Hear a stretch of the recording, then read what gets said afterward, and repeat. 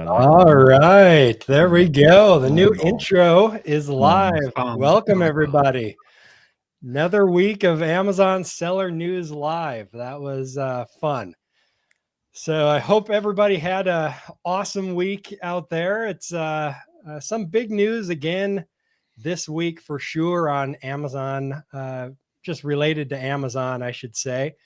But we've got a couple friends with me today. Dana Coleman over at Ecom Triage and Kevin Sanderson with My Amazon Guy as well. So looking forward to diving into the news. And Jackson Trigg from Amazon Storage Pros should be joining us here shortly as well. He's just running a little bit behind. So look forward to him joining us. And anybody out there who is listening, I will keep an eye on the chat. So if you have any questions about news articles or anything like that, feel free to throw them in the comments and we will bring them in the show if it makes sense with the topic that we're covering. So let's go ahead and dive right into it without further ado. Let's do it. So some really big news here, in my opinion, assuming that Amazon actually follows through with what they're telling us. But Amazon will lower some fulfillment fees in 2025, which may be the first time ever, perhaps. Amazon has announced that it will not raise U.S. referral and fulfillment by Amazon fees in 2025 and will even lower some fees to support third-party sellers. Key updates include reduced inbound placement fees for bulky products by 58 cents per unit and waived fees for up to 100 units of new ASINs under the FBA New Selection Program. Yep. Amazon will also expand fee discounts for new sellers and high demand essential products, making it easier for sellers to compete in key categories. These changes come as part of Amazon's effort to simplify its fee structure and enhance its tools to help sellers optimize shipping costs and inventory management. Now, Amazon is saying the reason for this is because their fulfillment centers and logistics are so awesome now. So I call big old tub of hogwash on that. That's because they love sellers so much. Yeah, Yes. They absolutely love us. We're awesome and they're awesome and we love them. The relationship is wonderful. And so now they're like, you know what? We're going to do you a favor. Yeah, that's a big tub of hogwash. They are seeing a lot of pressure from other sales areas and sales platforms. And now they're finally taking some steps to help us because probably they're seeing it in their numbers. Yep. I would agree. What do you think, Kevin? I completely agree with Danon. I think that they're probably seeing it in the numbers. There's always kind of over time, I think there's a little bit of a dance when every time Amazon comes out with some new initiative or program, they realize they may have overstepped on something. So they kind of trail back or they create some new thing. At least with this, they're saying they're not doing new fees. I also kind of wonder if there's any concern because they're maybe even the election. Don't want to get into politics or anything like that, but you have the FTC, you have a new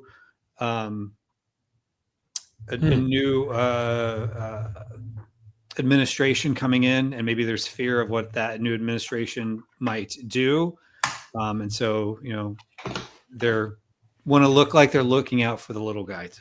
Jackson, perfect timing. Yeah. We just got into politics. This just got yes. So we're just all talking about who we voted for. So I'm still Canadian, so I can't vote. Yeah. There you go. Oh, there you go. That's a good one. You're out in every political conversation. Yeah. I'm Canadian. I just want to be nice. Oh, good. Well, who'd you vote for in Canadian? No, just kidding. So I think you're right about that, Kevin. I think that's a driving factor for sure. I believe that's also probably why they launched Haul really quickly, and probably also a byproduct of launching it so quickly is that they've not had the chance to go through and look at what's actually on there. I know that we're going to cover that in a little bit here, but I think I think I said this last week. I believe this is a cash grab for Amazon. They're trying to get as many dollars in the door as they can before some potentially drastic change comes down the line, you know? Mm-hmm. Yeah, it's as we reported in the past, the inflation on Amazon has outpaced inflation in the general economy. Hmm. So There's I been think plenty of it inflation has, in the general economy. yes, exactly. And Amazon has outpaced it primarily because of the fees that they've introduced, especially in 2024, which Jackson and I like to call fee-mageddon, right? Fee-mageddon. The apocalypse. So yeah, it's in February when they introduced those inbound placement fees and the low inventory fees and everything. All that did was just jack up the price of most of the products to some extent. Yeah, we ate some of those fees, but the customers are eating the other parts of it. So Yeah. it might be kind of a reaction from that. They're like, okay, let's cool it a little while here and see how things shake out. Yeah. We also have to take into consideration that when these things come down the line, they're probably they're not looking at projections, they're looking at historical data, right? So they go, oh, okay, over the last 36 months, we had X occur. We need to change Y. And then us sellers, we go into a big old hissy fit because they didn't take us into consideration when they made that decision, right? They're just looking purely at numbers. They could give probably zero shits about the small businesses that are impacted by this. They have to show it on their net margin, you know. Yeah. We're just a line item. I mean, it's great. Definitely don't get me wrong. This is great that they're not raising it and For sure. trying to squeeze our margin even further. Yeah. But I think it just shows that Amazon has realized, okay, maybe we went a little bit too far last year, because every year it's become just a normal thing. They're going to increase the fees, and for all of a sudden be like, never mind, we're not going to increase the fees this next year. They're realizing something. I hope you're right. I mean, at Accelerate, they were pulling all manner of sellers into breakout sessions for interviews and stuff like that. And they did I think 2 interviews, and they were very comprehensive, you know, where at least the people that are on the teams for what they were interviewing for were very interested. How does this affect you? Right. And that's really heartwarming. And if that's the case, then this could be a representation of that. But I just don't believe that they're doing this out of their good hearts toward the Amazon seller. I believe that there are other reasons. Yeah, we just are benefiting from it, is what I'm saying. Yeah. But I'm not unhappy about it. Of course. Yeah, well, take the win when you can. For sure. Yeah. What do you think, Jackson? Any thoughts on why they are keeping fees flat?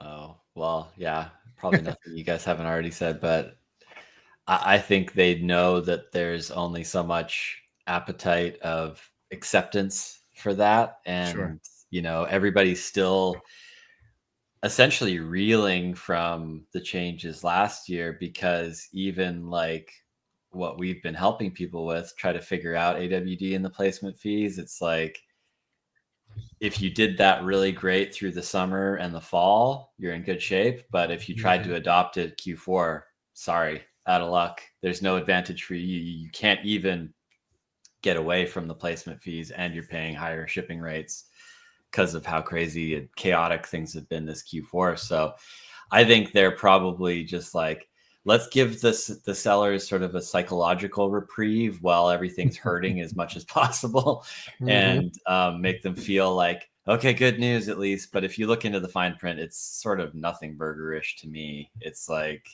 okay, no placement fees on new products for the first 3 months of next year. How many of the broad market just happen to be launching a big enough launch in that brief period of time, that this is going to save them more than a few $1,000, during Chinese New Year, no less. Yeah, exactly. It's like they're basically giving a discount that's going to affect like, I don't know, 5 or 10% of sellers at the most, you know, for Yeah, a very the brief the period of time. discounts are mostly meaningless. The decrease in the oversized products, that's a good thing. 58 cents is nothing to sneeze at, but everything else is just kind of like jump through all these little hoops and maybe we'll give you a penny back or something like Yeah, that. precisely. Yeah. Yeah, the Um, oversized change is good. Everything else is just nothing burger. Yeah. I think it boils down to things aren't being increased. Yes, that's the big, Which we'll big take it. thing, the Yeah, big benefit take it. for sure. I mean, they're already too high, in my opinion, Yeah. as they are. So they actually need to go backwards the other way. Yeah. But not raising it is better than raising it for sure. For sure. Yeah. It's kind of like when you hear the government say like, oh, inflation is coming down. Well, it's not inflation is coming down, just the rate of inflation has paused, but the Yeah. prices are still the same. Yeah. Yes. Yeah. I don't know if a lot of people get that confused because the media always likes to point that out that, just because inflation is coming down doesn't mean prices are coming down. Doesn't mean To we're me, getting that's some kind of like, well, deflation back to 3 Yeah. years ago or 5 years ago or Right. something. yeah. Inflation is down by 75%. No. The rate of inflation is down by 75%. It's still going up. Yeah. Mhm. Yeah. So everything is 75% cheaper in the grocery stores, you're telling me? Yeah. Yay. Yeah, I wish. Where's that? Yeah. I don't know. I guess there's people out there that think that way, but it's just always funny when they mention that. Mhm. But let's jump on to the next story here real quick because it's actually right along to do with this. And I wanted to throw it in here because I thought it was a very interesting thing to talk about. So Amazon not raising their 2025 fees for sellers could signal economic caution. Amazon's decision to freeze its referral and fulfillment by Amazon fees is unusual, breaking the company's tradition of annual fee increases. While this may appear as a win for sellers, analysts interpret it as a sign Amazon anticipates potential economic challenges or slower consumer spending next year. The fee freeze aims to support third-party sellers by helping them maintain profitability and remain competitive during uncertain times. This move could also be a defense strategy to retain sellers and attract new ones, especially as rival platforms vie for market share. For Amazon sellers, the stability offers a chance to plan operations with fewer cost concerns, though it may also indicate caution about the broader retail economy. So thoughts on that? I definitely think that could be a part of it, especially the competition part, which we've talked about a lot in the past, Dane, and how competition is going to influence Amazon, and all competition is beneficial regardless of where it comes from. Yeah, definitely. So now I'm no economist, and I'm not looking at the broad scope of economies at scale and retail as a whole.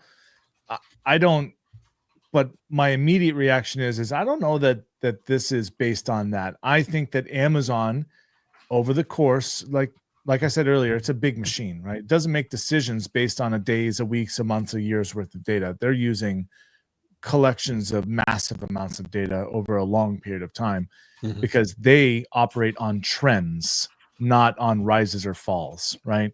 So I think that they've been just figuring out how far can we push the seller, how many teeny tiny sellers that are really kind of a pain in the ass for us can we push out? Where's the sweet spot where people have just accepted that we're going to gouge them for whatever percentage of their sales? And well, I say gouge. There's value. Like I'm okay with paying fees when there is a marketplace that basically does everything for me. There's no questions. I'm totally fine with that because I would be spending those dollars in other places and probably and definitely have a lot more work involved to achieve the same result. But I think they want to see how much can we get out of the seller. And over the last few years, when they announce their fee increases, I think that there's been a greater and greater volume of pushback from the sellers. And because you've seen in the last 2 years, they make an announcement and then they said, oh, well, we're actually going to push that fee off a little further, or never mind, we're not going to do that. I think 2 years ago that they redacted something that they said, and last year they said, oh, never mind, we'll push this off till later, something along those lines. Fees and stuff like that. Yeah, exactly. So I think they're basically just finding at what point they need to stop raising fees. Because the sellers are getting the responses are getting out of hand, and some really influential sellers on Amazon are basically saying, you guys need to knock this the F off. Like this is, I'm taking my business elsewhere because I'm not profitable enough if you don't stop, So that's what I think. I don't think that this necessarily has that this is a sign of Amazon going, we think that the retail market is going to be seeing a bit of a lull. And so we're going to take our e-com that everyone always goes to buy from and do a favor for these sellers. That's my opinion, and I'm sticking to it. Yeah, I think you're right on that part. Amazon doesn't necessarily care about the sellers in that way, right? They're not going to not raise fees because they think the economy might be bad and they want to help out the sellers that could struggle. Yeah, I think for me, it's much more having to do with the competition from Temu and Shine and TikTok and all of those places, Walmart and everybody else that's coming up. While Amazon's still the big behemoth, they're starting to see little chips in the armor, and their market share is being stolen in different places. And so they're reacting to that.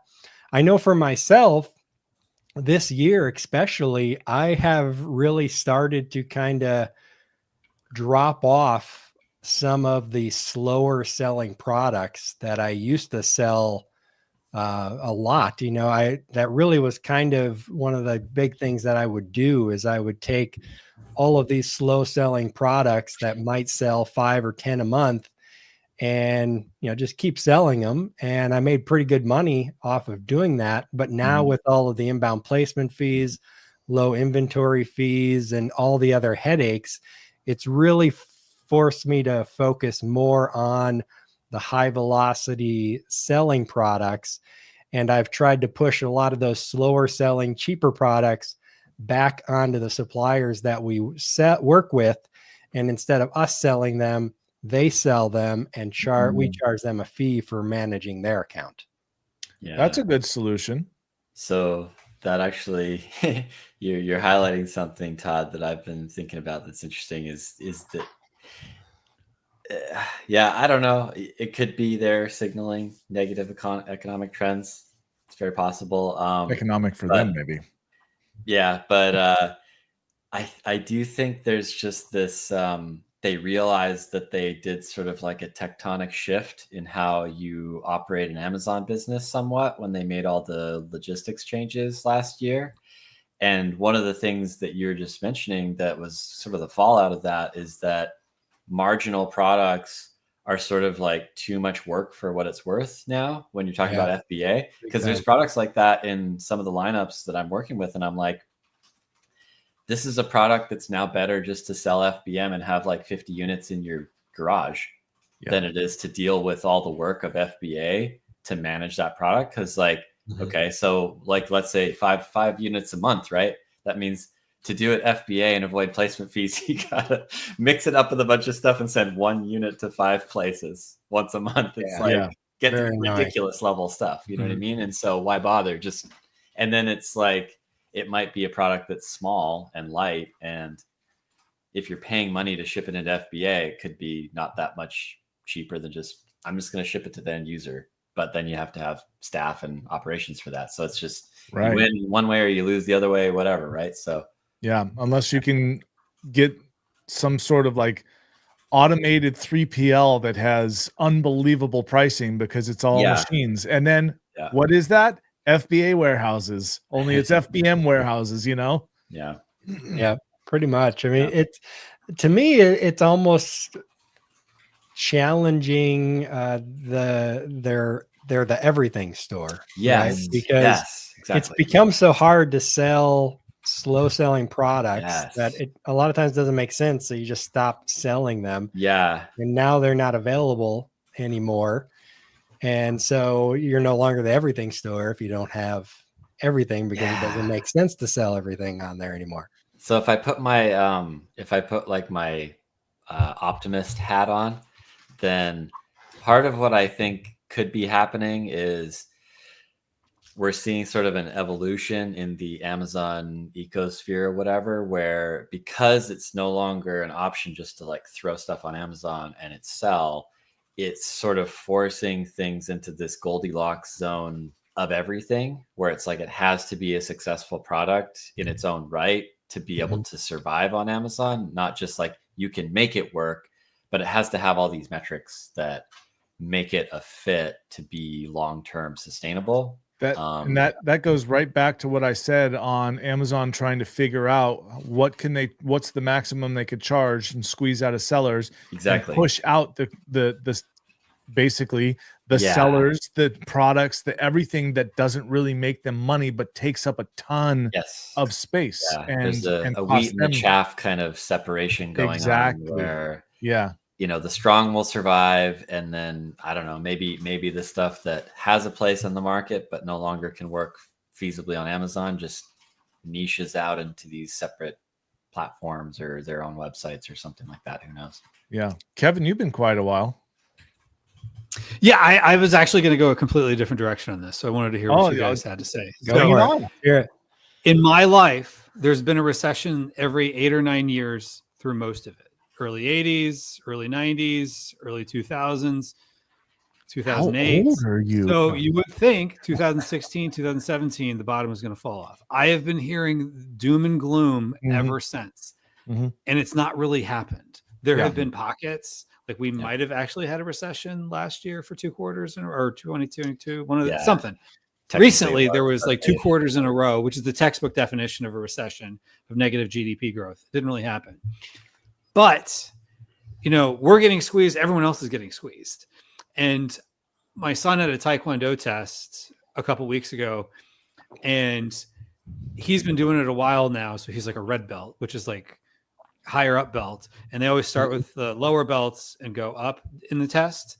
So there's like only so many seats in the room. And so I was sitting back in like an area outside of the main testing room where I could still see it through a window, because I thought I was doing the right thing for the parents who had kids that needed a spot to see their kids like test. The room never filled up. And I asked him about it, and he's like, yeah, you know, 2 things. One, we're having to compete with like, you know, soccer or whatever else that they want to do a makeup test later. He goes, but the God's truth of it is people are getting squeezed with, you know, everything's so expensive at the grocery store. Gas is expensive. Everything's expensive that they're starting to cut back on things. So they're cutting back on their kids doing Taekwondo. They're cutting back on things they're buying on Amazon. And so I think everything we're all saying is correct, but it's coming at so many different angles. Yeah, it's that, all you know, leading to this perfect culmination point storm of what you're saying. almost. Yeah. And so, you know, they're starting to see, like, I forget who made the point earlier, that this is jacking up the prices of products and making them less available on Amazon. So that hurts them. So it's like a cycle.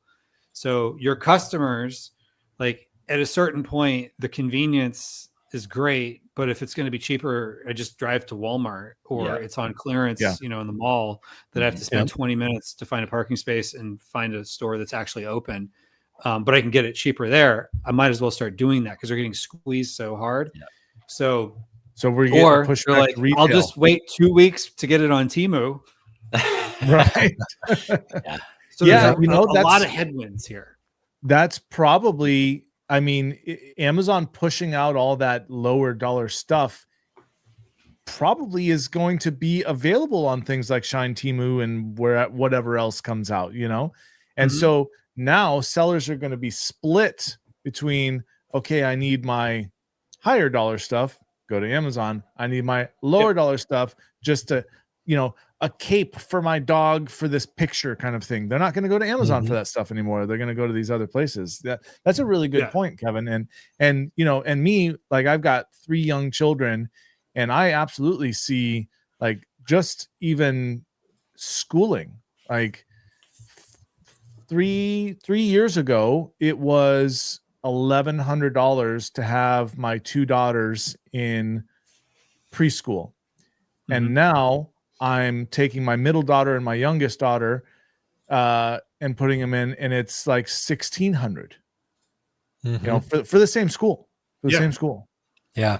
Price of everything is just crazy. Everything. It's hard to go to McDonald's on a family of 4 and not spend $40-$50. And it's like, what? What happened? This used to be the cost of like a night out at Fridays or something. Yeah, exactly. I spend $30-$40 at Taco Hell, if that's all. Right. I call it taco smell. Nice. Well, yeah. I mean, you get a Chipotle burrito and it's like $12-$13, and it's like everything is going up, and it's like the squeeze. Yeah.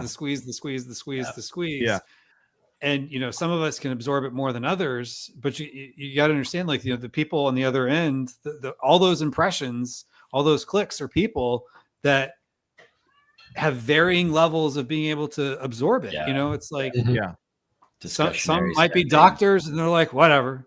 Some might be, the mechanic at this, like, I'm still making $13 an hour and everything has gone up 40%. I can't, something has to give. Yeah. And so, my prediction is that 2025 is either going to be a neutral year or a negative year when it comes to the economy. I think Trump is what his policies, if he's able to implement them, are going to have a net positive effect, but you're not going to see that immediately. You're going to see that in his, at the earliest, it's the second year, if not the third year. So 2025 is just going to kind of be a feeling out year for everyone. People are probably going to struggle. There could be some positive things because, the stock market's going through the roof because the businesses are anticipating all these positive changes. So that could spur some spending in the economy, keep the job market, unemployment very low. But it's not going to help anything with inflation. It's not going to put more money in anybody's pocket right away until you start seeing more of the effects in year 2, 3, and 4 down the line. So 2025 is just going to kind of be probably an even keel to what we're seeing right now at the end of 2024. Yeah, will be an interesting year. It'll be interesting.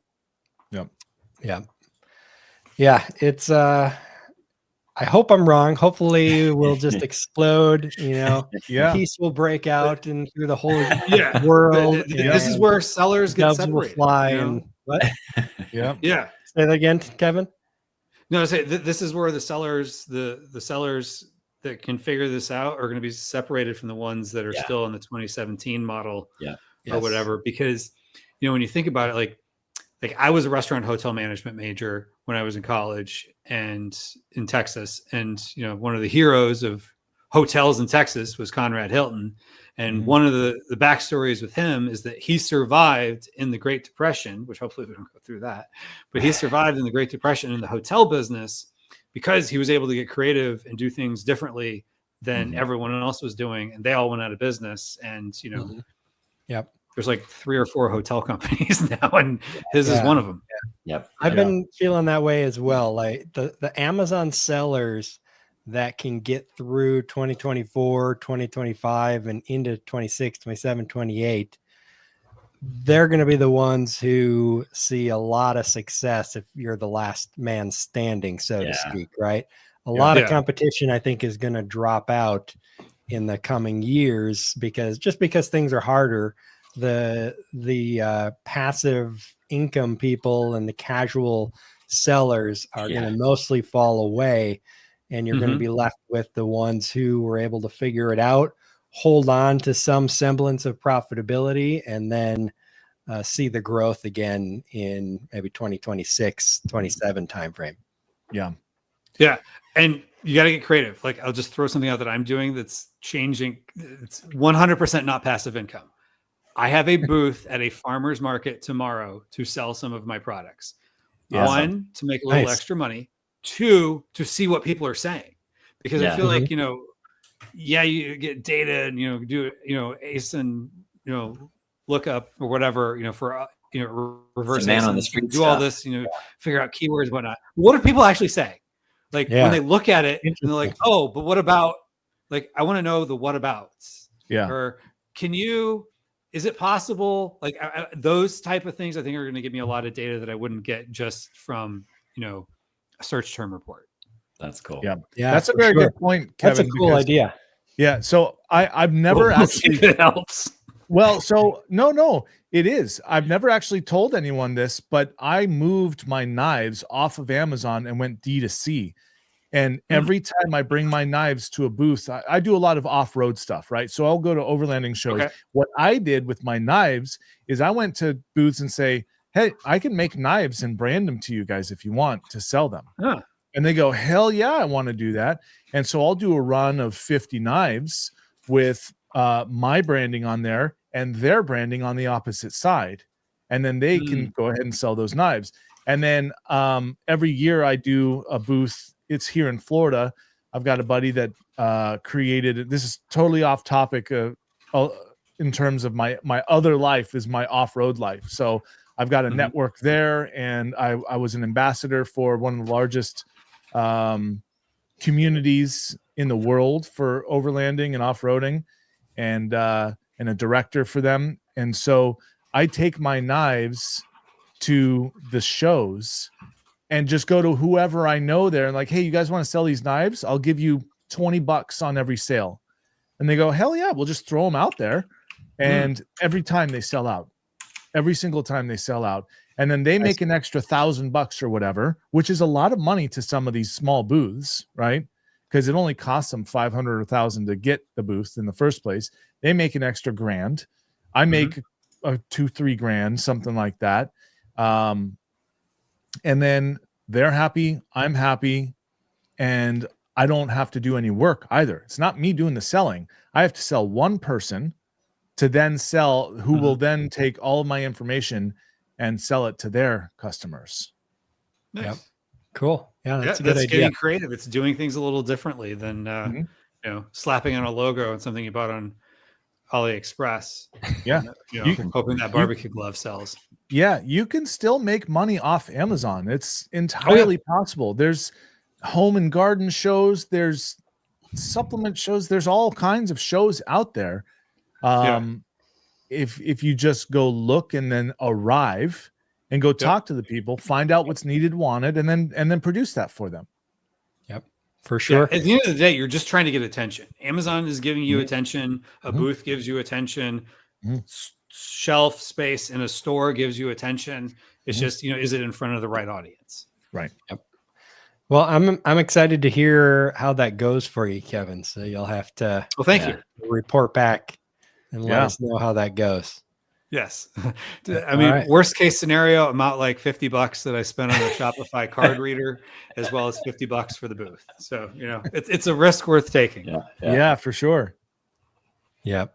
Yeah. It'll be fun. And I don't know, I like farmers markets, going to them and stuff anyway. So it'll be this is a kind of a cool, enjoyable, I think, for you. It's not too hot here in Florida anymore. It's like nice springtime weather right now. So, or fall weather, whatever you want to call it. So, very cool. All right. Well, let's jump on to the next story here. Amazon's Temu competitor Haul is an AI image wasteland. Amazon's new budget-focused platform Haul has been criticized for poor quality AI-generated product images that range from distorted proportions to outright nonsensical depictions. Many listings even appear to violate Amazon's strict image guidelines, raising questions about oversight and rule enforcement. For Amazon sellers, Haul's relaxed standards could be a double-edged sword. offering opportunities for rapid product listing, but risking damage to brand credibility. As Amazon fine-tunes its AI tools and evaluates Hall's early issues, sellers should monitor how this initiative might impact customer trust and platform policies. So as we were talking about last week when we were going over the launch of Hall, there are a lot of images that violate Amazon's policies. A lot. So easy to find those. Yeah, and some of them are pretty funny, actually. If you're watching on video, I'll show you a couple of them here. So this is an iPhone stand, and the iPhone stand is as big as the lady's arm. That's like a gigantic iPhone stand. Mhm. At least her hands That look pretty iPhone is like Yeah. the size of her Like whole a torso. super long iPad tablet. That, you guys don't know about that one? That's the quad fold iPhone. It goes to, Right. it folds down to the regular size iPhone, but goes larger than an iPad mini. Yeah, for sure. The one that I really liked, just because I like fishing, is this one here. That's Yeah. ridiculous. Yeah. This guy, instead of catching a monster fish, is catching a monster-sized like the fishing Loch Ness glove. monster or something, The which is glove's coming out of the coming water. right out of the shore. Yeah. Yeah. By the way, these are main images, everybody. These are main Right. Main images, images, yes. right? So these are the hero images, which means that they are not conforming to the white background. Yes, And not at all. so they are like, doesn't matter how ridiculous the image itself is, it's a direct violation of TOS, Yeah. which, as far as we can see, nobody's getting busted for. So those of us that are good rule-abiding citizens are not being punished for the criminals. Yeah. I mean, are Amazon- still getting punished while the criminals are not. I- Yeah. So I'm It'll catch actually- up to him at some point. Yeah. I'm actually in the middle Yeah. of dealing with Amazon issues that are just like beyond problematic. And Amazon has just got to the point where I think they're just too big to actually police all of their rules. And like they Yeah. can't even seller support fix blatantly obvious problems without going through dozens and dozens of support cases where it's Yeah. like the first one should be the one, you know? That's Yeah, I but these mean, ones though, they're not even trying, because yeah, that's true. I just uploaded a new main image for a client, and we put in a little like zoom in circle so that people could see what the product, a part of the product looked like closer, the texture of it. yeah. And it wouldn't even go live. blocked, It didn't, it suppressed all the images in the listing automatically. Mm. So the AI is smart enough to realize that this main photo is in violation. They're just not even trying on Yeah, but Amazon not on Hall to Hall. protect them. Yeah. My Yeah. my guess is that Hall is on some other in some other server farm, right? In Yep. which their AI has not been connected to, and so it's not being policed. That would be my guess. It might be the same servers that Netflix used for the Tyson Paul fight. Yeah, that could be. That could be. I'm very happy I went to Power's bed broken. and watched it in the morning. I just watched the highlight reel and it wasn't very exciting. Well, the highlight reel probably actually showed the whole fight because, anyhow, we don't have to get There's into a- that. yeah, Pretty much. Pretty much. So So get us on too much of a tangent there. it's nothing to do with Amazon, but what do you guys think? Yes or no? Was the fight staged? Rigged? I don't think it was staged, but I mean, round 2, Tyson got he got tired. Yeah, he was looking good the first 2 rounds, Yeah, but then after that, like, you know, yeah, he got tired. And look, I could not even go through round 1 of that personally. I would be exhausted sure. in round 1. So props to him for making it through. What was it? 8 rounds, I Yeah. think. Yeah. Props to him to making it all the way through 8 rounds and getting pummeled by somebody half his age, albeit Mhm. nowhere near his skill, but still half his age. And he, you know, for me, it really makes me wonder, and I don't want to go into this too much, but it really makes me wonder some of the videos I've seen and punches that Tyson pulled. And then you read the supposed contract that they signed, and Tyson didn't get paid really anything if he would have knocked him out in any of the rounds. And the more rounds he went, the more he was getting paid. And if it went to a split decision, all the judges had to be approved by Paul and all this other nonsense. So it really makes me wonder. So it was a spectacle of some kind. It wasn't just straight up. I'll tell you what I think this actually was this is just a marketing play, right? Yeah. This was Trump. How did Trump get famous again? It was when he was he made You're Fired. Huh? Oh, The Apprentice. The Apprentice, yeah. So and Home Alone too. That's right. That was pre the Home Alone too. I mean, that's really what's sealed the deal. But it from an overall strategy, it makes sense to do something that has a lot of emotion tied behind it, right? Here's this kid, 50% the age of Mike Tyson, arguably one of the best fighters on the planet in history, ever, right? Yeah, ever, right? And you've got this yuppie YouTube star that's decided I'm a pro fighter, right? But collectively, you take someone with an audience and you take someone with a pedigree and you put them together and they go, hey, let's make $20 million. Let's make $20 million. Let's get this back on the board. And what you could see out of this is a surge of interest back into boxing. Yeah. Right. Perhaps. Definitely not a surge. I think that's for sure. Boxing as a sport may have been blemished by this one. And Netflix as a streaming service for live sporting events was blemished for this one. How do you have a point so bad with Netflix? Think that Jake Paul is the big winner in all this. Yeah. Yes, but we are not Jake Paul's demographic. I'm sorry to say. Yeah, that's true. That's true. We're a little old for his demographic. Yeah. Couple things back to this story here on Amazon Haul. Amazon Paul. I thought it was very funny that Amazon replied and their spokesperson said, "We have proactive measures in place to prevent non-compliant images from being listed. We continuously monitor our store and promptly address any issues that were undetected by our automated checks." Yeah, we have 2 part-time employees who scan through it. I could have ChatGPT create a similar thing for me. How should I reply to this ChatGPT? And that's what they got. Well, here's the thing is with all this stuff going on, this is why companies like ours exist, right? Amazon's too big for its britches. Stuff falls falls through the cracks. And then we have agencies, companies, SaaS like ourselves that go in and say, hey, in my case, I go, hey, are you having issues with split reviews, orphaned ASINs, reviews that are in violation, etc.? Cool. I can help you monitor those. Hey, I can help you get rid of those.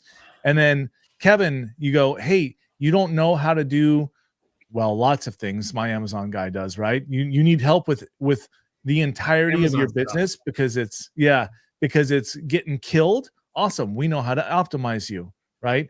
And then Jackson, in your case, you're like, hey, are you getting hosed by fees? Cool. Our fees are better and we're faster and we don't lose your stuff or we don't, whatever the solution is. So because Amazon doesn't know how to manage Amazon within an iota of perfection, this is why people like us exist. Yeah, for sure.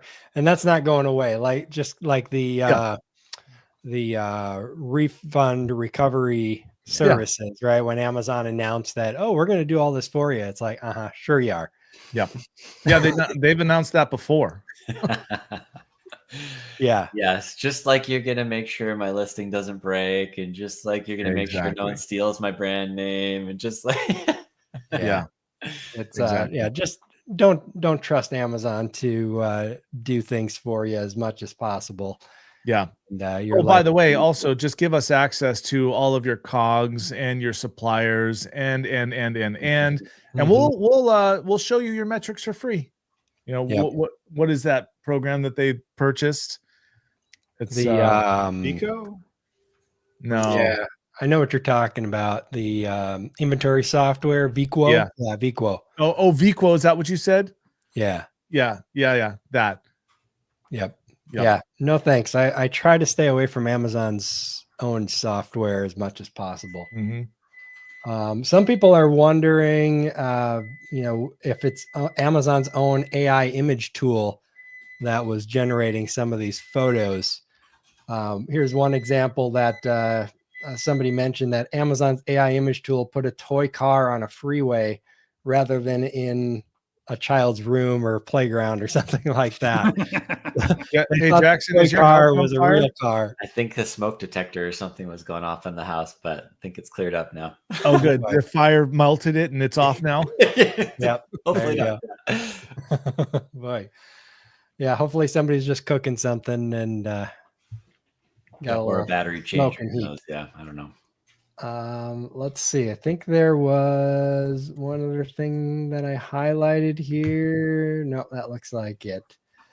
But yeah, another one that I thought was funny. They didn't have a picture of it, but it says one listing for a silicone baking brush shows the brush awkwardly in a person's hand, painting jam on a single slice of bread. Oh my God.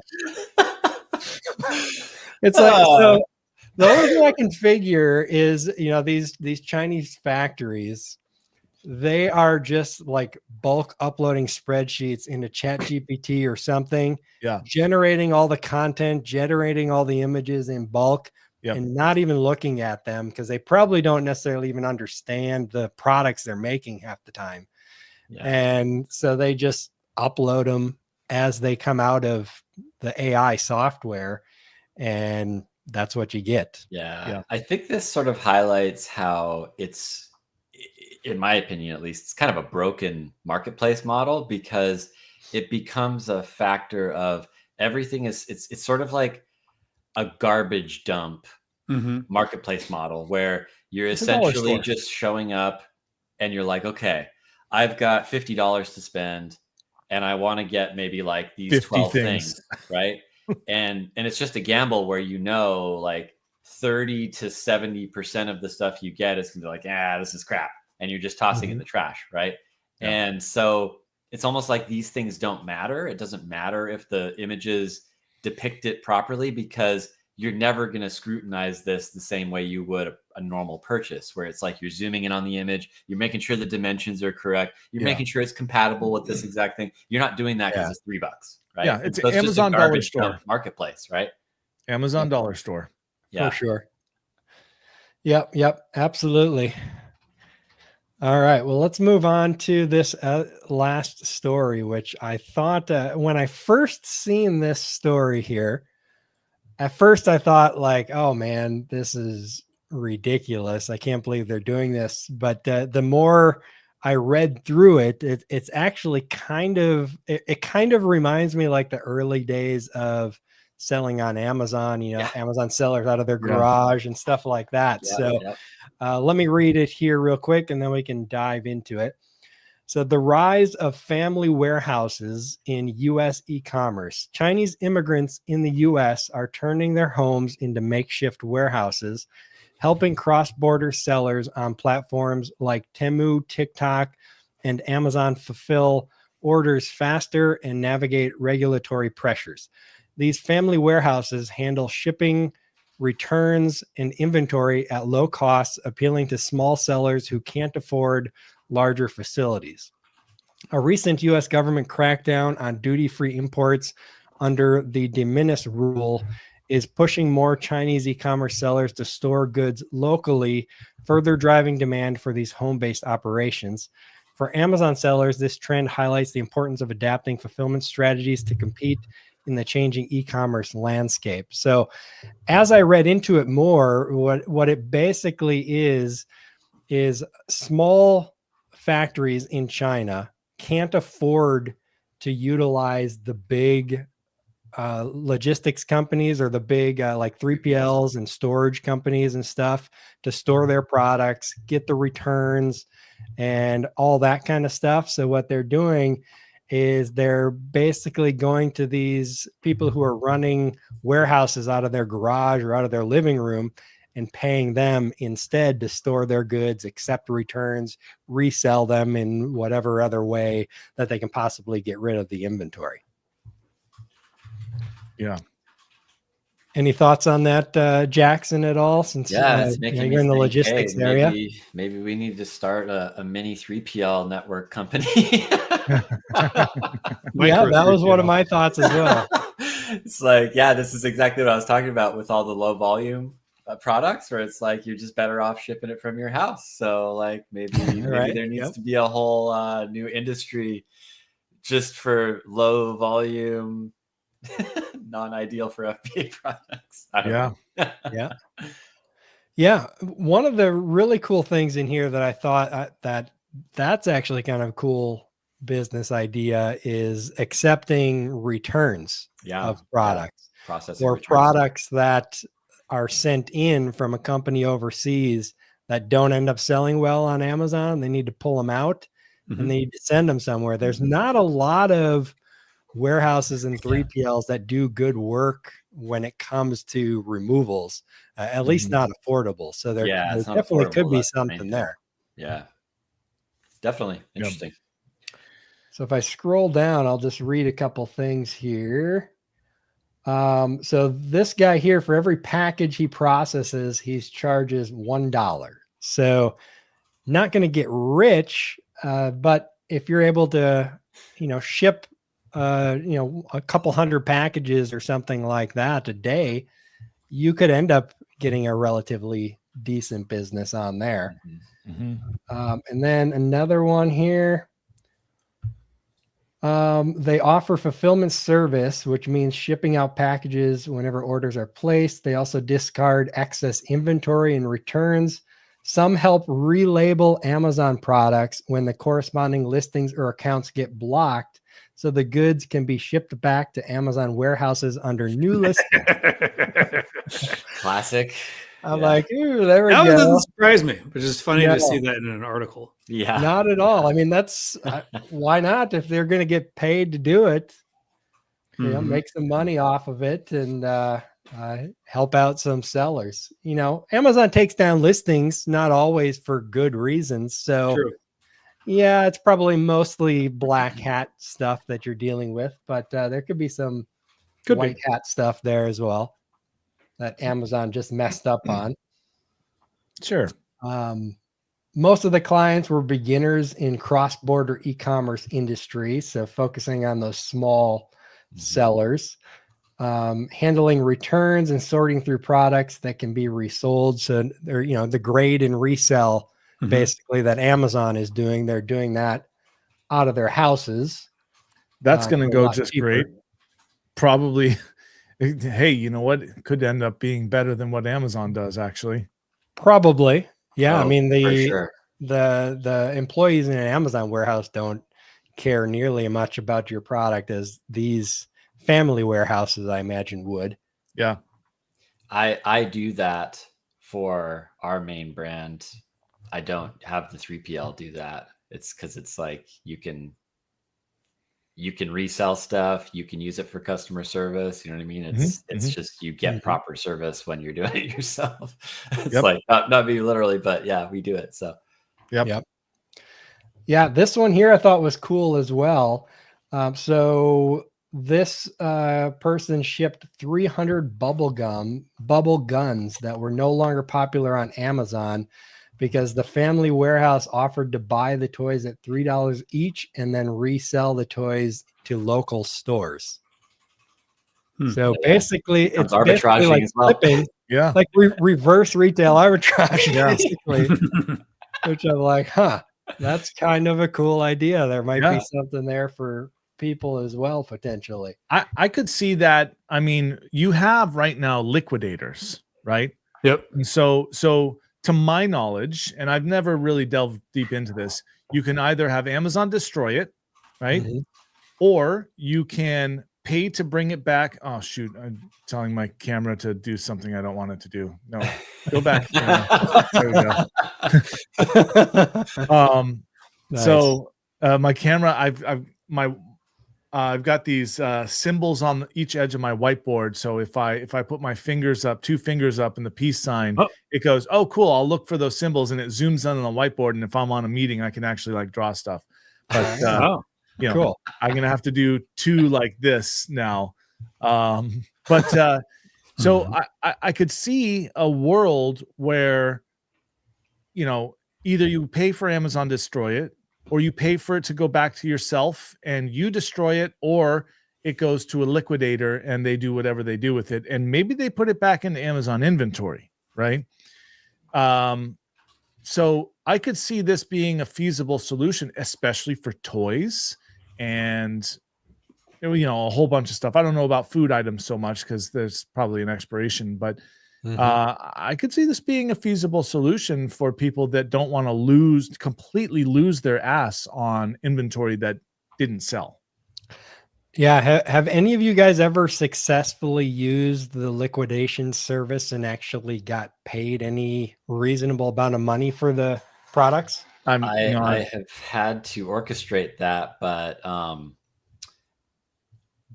if you don't have a good selling price with a lot of margin and you do the liquidation quickly at that point, then the amount of fees that Amazon charges, it's like you run the numbers and it's like, okay, maybe we'll make like 5% of our investment back, and then, you know, they take their chunk of it and it might be like not even that much. You know what I mean? So Yeah. what's it's their not much. take out of the liquidation? So they standard basically 80%. They promise, like, I think it's, I'd have to look it up to know the exact numbers, but they promise somewhere between, like, I think 5 and 15% of the, like, it's almost like when you're running deals where whatever the average latest price is, it's got to be based on that. So if you've been lowering your price before you run the liquidation, then it's based on your more recent pricing. Right. But how much of the liquidation does Amazon take? I think it depends on the size of the product, I think, but there's like a 30 cent or 50 cent or something amount per unit that then after they give you their whatever percent that they get for it, they take that fee out and you get what's left over. So if your selling price is so low based on the cost of the liquidation, you can still end up just like breaking even rather than getting anything from it. You know what I mean? So yeah, I mean, breaking even is better than having to pay to have it thrown away. Right. Exactly. And I definitely know people that have paid to have it destroyed and it ends up on Amazon warehouse, right? Warehouse deals and stuff like that. That would feel yucky. Yeah, exactly. Yeah, I mean, you never know what the liquidators are going to do with it, right? A lot of those liquidators make pallets and then sell the pallets to someone, and somebody buys those and resells the stuff on Amazon. So. Yeah, exactly. Because all that, so those liquidators, exactly, that's what they do. They palletize the stuff. They'll just do bins, right, as well. And then they'll send them out to these facilities where people go in and they just bid on these bins or saran wrapped pallets of stuff, and they'll put the more expensive items out on the outside. So that's what you're looking at. You're looking at a PS5, right? And then on the inside, it's a bunch of shit. And then they'll tell you, well, here's the inventory list of this pallet, and the rough retail value of it is X. But you don't know what you're getting on that stuff. It could be opened, it could be damaged, it could be missing pieces and stuff like that. But you know, you get these people that buy several of these pallets. They get 14, 20, 50, 100 of these different of the same product, and then they can bit and piece them, and then boom, they go straight back to Amazon, and there you go. And this could be something that, you know, you had some sort of flaw in the product. Maybe it's not a dangerous flaw, it's still functional, but you know, the paint was rippled or something like that, and then that inventory you wanted the heck out of Amazon shows right back up through these liquidators. Yeah. Yeah. You got to be careful. So maybe using one of these family warehouses, so to speak, is a better option to make sure that it doesn't end up back on Amazon, although it still could. Yeah. Well, I'm a little curious how is Temu and Shine and whoever's using these, how are they finding them? You know? Yes, that was my thought exactly as well. Yeah. Most of them, it sounds like in the story, they have some kind of connection back to China in the Exactly. factories. Yeah. So, Probably Or- WeChat groups or something like that. Who knows? I don't know how. There it you works. go. Yeah. yeah, Yeah, I'm that sure would there's make sense. groups and things that you can get in to do it. But last thing here, it says that the money that he's made from his warehouse business is not enough to cover his $950 rent, but he hopes to profit when volume picks up. He's looking to run a warehouse of 2,000 to 4,000 square feet. So he's basically using his living room to fund eventually creating a larger warehouse and grow from there. Which I think is Enterprising. probably a lot of the people who are doing this. Very entrepreneurial Yeah. people a lot of times. So they start out of their house, just like Amazon sellers did, and build up their business and then move into a real warehouse once they get enough clients. Yeah. So, okay, here's my creative idea. All right. For all the struggling retail businesses out there that are like, how are we going to make this work? You reach out to them and you'd be like, okay, how much of your workspace can you give me to start up a little package processing Yeah. facility in here? There you And go. then that way You you're not use your dealing back. with like, doing business out of residential zoning and stuff like this. Yeah. Yeah, for sure. Keep all the American businesses alive by leasing a little bit of their space for package processing. Yeah, all of the defunct malls in America are going Yeah. to become Temu warehouses. Oh man, you know what? Actually, that reminds me of when I was in China, and we went to what was it? Is it called the Beijing district, or I forget what it's called? But basically, me and a group of people went to just go look at the black market there, right, and see all the purses and watches and stuff like that. And you've got these people that go around with a clipboard with a bunch of pictures on, like, hey, you guys, you want this? You want this? And like, sure, take us to your Rolex store, right? And so yeah, exactly, your Folex store. And so you end up going into what looks like a mall, right? But every one of these stores has a different little business running outside of it. And so this was the strangest thing. I'm walking through what looks like to be a mini mall. The hallways are super small. It's more of like almost like an office building setting, but it's like glass, like you would see in a mall, right? And each one of these units has its own business. And I'm walking by someone smoking a cigarette and drinking a beer right outside in the hallway of theirs. And then the next one, it's some kid playing video games, and there's literally just a bunch of trash inside.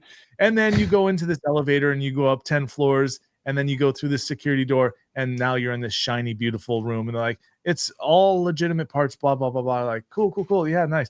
Yeah, this is not what I'm looking for. Thanks. See you later. But it's really, really strange.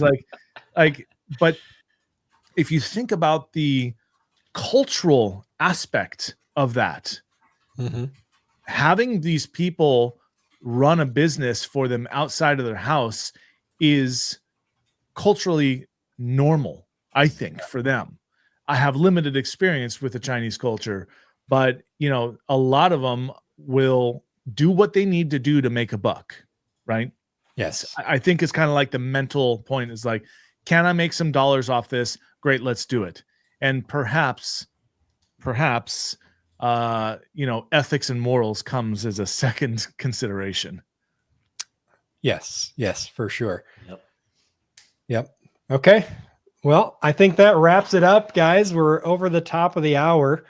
Another fun episode of Amazon Seller News Live. So hopefully everybody out there watching enjoyed the news. And until next time, have an awesome one and happy selling, everybody. Bye, everybody. See you later. See ya.